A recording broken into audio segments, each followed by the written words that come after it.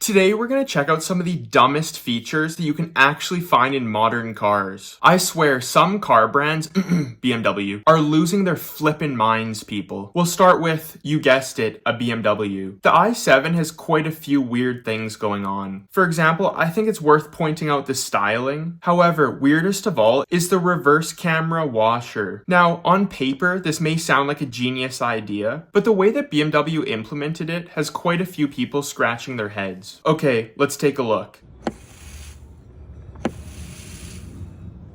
I mean, you just can't make this stuff up, people. It doesn't even wash the camera, it just leaks all over the trunk of the car. Now, I understand that everyone loves this next car. However, I'm going to show you some fairly bizarre features of the McLaren Senna that you probably didn't know about, that honestly don't make a whole lot of sense. First and foremost is the optional water dispenser. That's right, for the small price of $7,000, this car comes with a mounted water dispenser and a straw. I guess the idea is if you're racing on the track and you need a drink of water, you just drink on command from the little bottle thing. The weird Senna features don't end there. The windows on the door barely even roll down, and you better drive this car with pants because everyone can see your legs from the other weird window in the door. Now this next one might be the most infuriating of all. We'll use the new Dodge Charger as an example, but it's not the only car that does this. If you don't already know, I'm talking about the fake exhaust noises. Due to the fact that this organism is electric, Dodge wanted to add some authentic sounding exhaust noise. Take a listen.